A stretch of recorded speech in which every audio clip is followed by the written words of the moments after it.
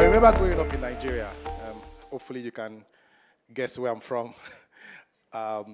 Back then, to get on the internet, you had to go to what we called a cyber cafe.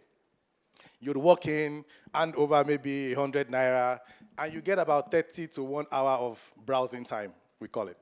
As you can see, this is like a picture of what that looks like. So you get a voucher, and you go to your seats, you go in front of your computer, you log in with the voucher, and for that 1 hour, you had access to a world of possibilities. It was brilliant. And for me, every naira I could gather, every free moment I had, I'd run there and just explore. I was experiencing the beauty of what this technology was all about. I remember my first email was adewale@talk21.com. And I don't know if there's any Talk 21 generation in the room or anyone who used it when it was around. I remember one day I got this email from a prince in Dubai. This prince had lost access to his wealth, and he needed a few $1,000s to unlock it. And with that came a promise that he was going to share the wealth with me. And I can literally picture that day in my head today. Like, I ran home so excited to tell my mom about it. And I said, Mom, we are going to be billionaires. And this is how much we need. We just need to give it to this prince, and it will change everything for us. Of course, we didn't give it. And it's because we didn't have it. And obviously, we all know how that story ends. But here's the thing. That experience did not stop me from using the internet. And the internet has blessed me in so many ways, and I'm sure for everyone in this room as well. Today, I listen to lectures from MIT, from the comfort of my bedroom. I do video calls with my family at home while here in Kenya. And I've been entertained, I've laughed, I've cried, all on the internet. That's the beauty of technology. There will always be bad actors. There will always be risk. But risk never stopped the internet from transforming our lives. And risk should not stop us now. Next slide. Today, you and I sit at a vantage point where we are experiencing not just one technology, but multiple technologies changing how we do things right before our eyes. From AI to stablecoins. Today, we're talking about stablecoins specifically and the changes they are bringing. We're talking about infrastructure for today and the future. And I look forward to the amazing sessions to come today. Next slide. However, the critical question I want us to wrestle with today, as we are all gathered in this room, is, are we crawling when we should be running? Are we running when we should be flying? What are we getting right? What are we getting wrong? What should we be careful about? And where should we move fast and break things? Because the reality is this, it is still day one. We have not even started. For all the growth we have experienced last year when it comes to stablecoins, we have barely begun. And today we sit in this room, in this country, where one of the most phenomenal technologies in financial services of our time was born. A technology that has transformed how money moves. A technology that is quoted today in MBA classrooms and business lectures and all around the world. Everyone talks about M-Pesa. And of course, we have someone from M-Pesa in the room today. Next slide.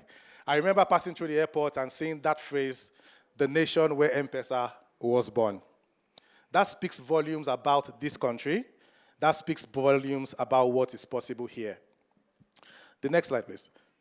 Now, let me give you M-Pesa in numbers. M-Pesa launched in March 2007, and in less than 2 years, it grew to 2 million users, and today, over 34 million customers in Kenya alone.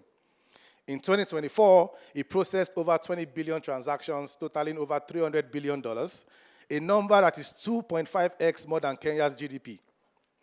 And here's the transformational number that excites me. In 2006, before M-Pesa, only 26.7% of Kenyans had access to formal financial service. But by 2016, that number was 75%. By 2024, it was 84.8%. And more importantly, what I find exciting is a study from MIT that found that M-Pesa lifted an estimated 194,000 Kenyan households out of extreme poverty. Next slide. M-Pesa proved something fundamental about Africa. When the infrastructure is not there, we build it ourselves. When the technology is not designed for us, we design it for us. We don't wait for permission to innovate. And I dare say, stablecoins are the next M-Pesa moment for the continent. Not just for the idea of moving money itself, but the transformational impact it will have on people's lives. Next slide. But to understand why stablecoins matter so deeply for Africa, we need to understand the problem we are solving. Africa's cross-border payment market was valued at $329 billion in 2025, and is projected to grow to $1 trillion by 2035 at a 12% compound annual growth rate. Remittance inflows into Africa alone reached $96.4 billion in 2024, representing 5.2% of the continent's GDP, with about $4.6 billion arriving in Kenya. And yet, Africa has the highest remittance cost in the world, averaging 7.5 to 8.5% last year. SWIFT-based transactions cost between 1.5 to 3%. And $5 billion a year is lost to FX liquidity gaps and double currency conversions. Money that could be flowing through our economies. The infrastructure is broken, the cost is too high, and our people are paying the price. The good news is that stablecoin fixes this. Next slide. Now let's compare that to stablecoins, established as one of the cheapest ways to move money with less than a cent, depending on volumes. And you can move to the next slide. Settlement is in minutes, not 3.5 days, not 3 to 5 business days, and available 24 hours a day, 7 days a week, 365 days a year. This is the power of technology we have all gathered here to discuss today. Next. Now, I want to make something very clear about how stablecoins have evolved. For years, from 2014, when Tether launched as the first stablecoin, stablecoins were treated primarily as assets, a store of value, a crypto trading pair. I remember getting into crypto in 2017, and the only use case I had for USDT back then was to hold so that I can buy Tron, or buy Solana, or buy Bitcoin, and that was it. It was a crypto trading pair and just a store of value until I did my next trade. A way to pack money between trades. They were held, not moved. But something fundamentally shifted, particularly from 2023. Stablecoins stopped being just assets and became rails. Infrastructure, a medium of exchange, cross-border settlement layers, B2B payment channels, payroll systems, supplier payment networks. Next, the difference is this. An asset sits in your wallet, a rail moves value at scale, 24/7. According to BCG, 62 trillion of stablecoin transfers were processed in 2025 alone, with a conservative estimate of 4.2 trillion representing real economic activity. That's not people holding money, that is money moving. The market has gone from 0 in 2014 to 310 billion in a decade. Next. But as you will see on this timeline, from Tether in 2014 to USDC in 2018 to Stripe acquiring Bridge in 2024 and the Genius Act being signed in 2025, the acceleration is only just beginning. Next. Now, why do I say it's day one? Look at the number 2%. That number represents the share of the 200 trillion global payments market that stablecoins' real economic activity volume represents today. 2%. But it's growing fast. Citigroup's bull case puts the stablecoin total issuance forecast at $4 trillion by 2030, from 280 billion in September 2025. But here is where it gets personal for us in this room. Africa is massively underrepresented in this movement, despite being one of the biggest beneficiaries. Next. The data is clear. Africa's stablecoin flow represents 6.7% of GDP, the second highest of any region globally after Latin America.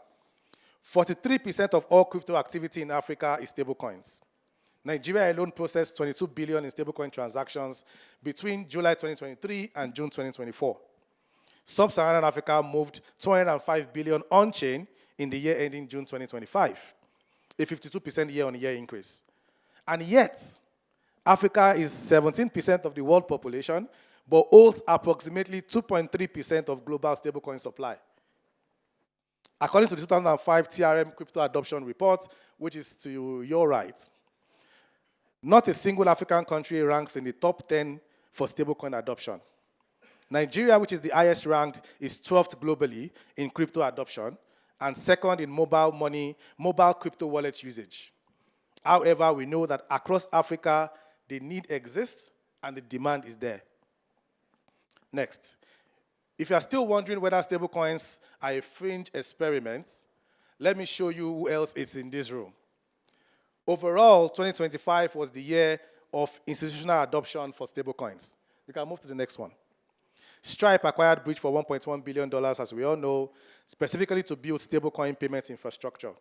JP Morgan launched JP Morgan Coin, which is live on the Base blockchain, enabling 24/7 institutional settlement. Visa is processing $4.6 billion in annualized stablecoin settlement across 4 blockchains. This is no longer speculative, as we all know.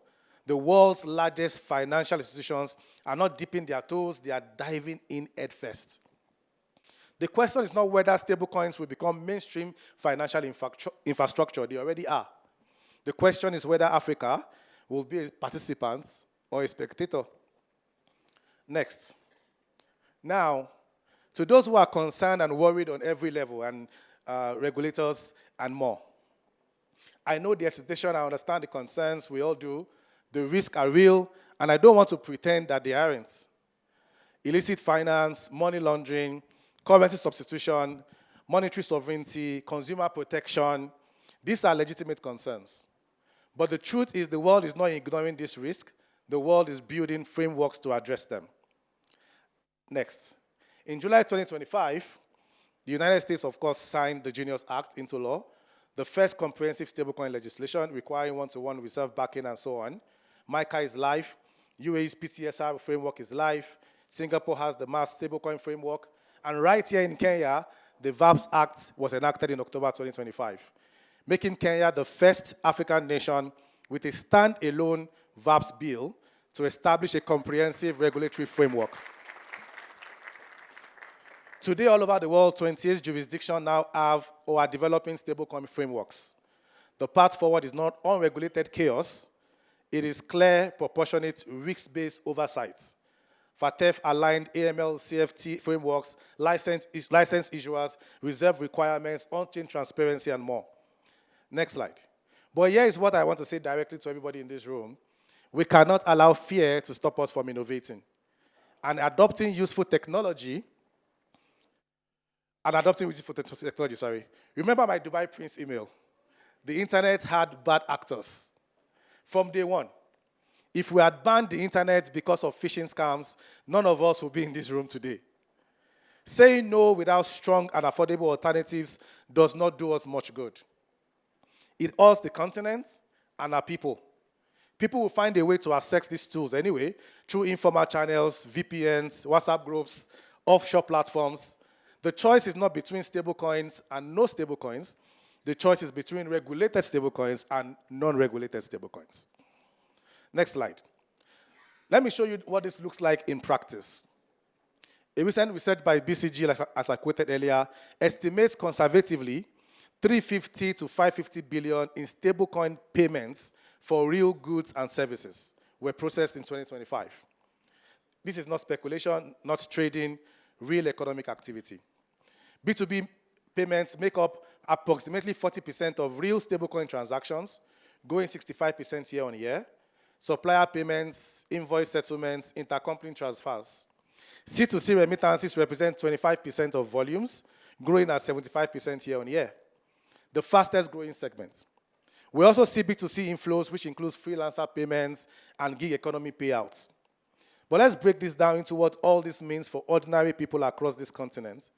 Because at the end of the day, technology that does not serve people is just noise. Next slide.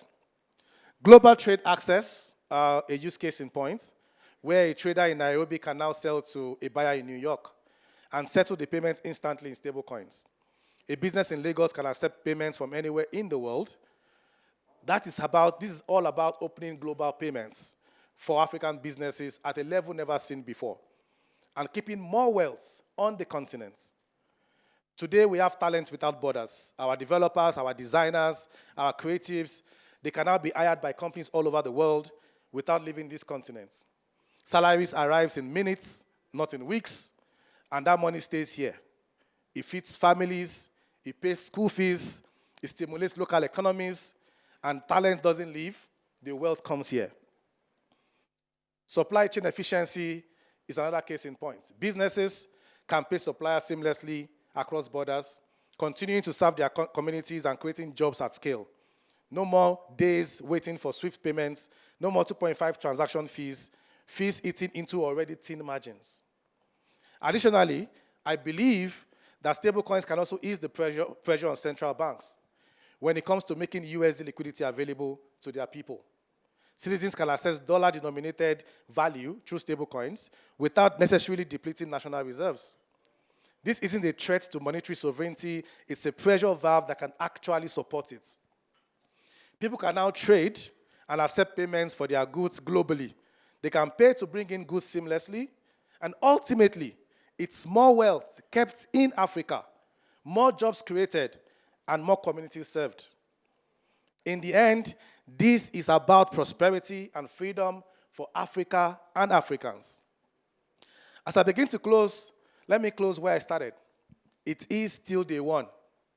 The infrastructure is being built now. The regulations are taking shape. Global institutions are taking a position. And the demand from our people, from Lagos to Nairobi, from Accra to Johannesburg, is undeniable. Stablecoins moved 62 trillion in 2024. Market cap is 310 billion. BCG expects this to grow 53% year on year. Citi sees a 4 trillion stablecoin market in 2030. And Africa, with 19% of the world's population, the youngest demography, the second highest stablecoin to GDP ratio in the world, I believe will be the biggest beneficiary of this shift. The question is this: will Africa lead this time, or are we going to follow? When I was a kid, bank accounts, was how money moved. Today, we see mobile money as normal. But the next generation will not think about bank accounts at all. I dare say they will think in wallets. So the real question for everyone in this room is, what future are we building for our kids? What future are we building for them? I started today with a story about a young boy in a cyber cafe in Nigeria who almost fell for a scam email from a Dubai prince, but never stopped believing in the internet. This boy, now grown, stands before you, building stablecoin infrastructure for Africa. Let us not be the generation that said no when the opportunity knocked. Let us be the generation that built the rails, that connected our people to global prosperity, that kept wealth on this continent. This is not about competition, it's about collaborations. Everyone in this room, builders, regulators, bankers, all of us coming together to forge the future for our people and the continent. It is still day one. And ladies and gentlemen, the best time to build is day one. See you at work. Thank you.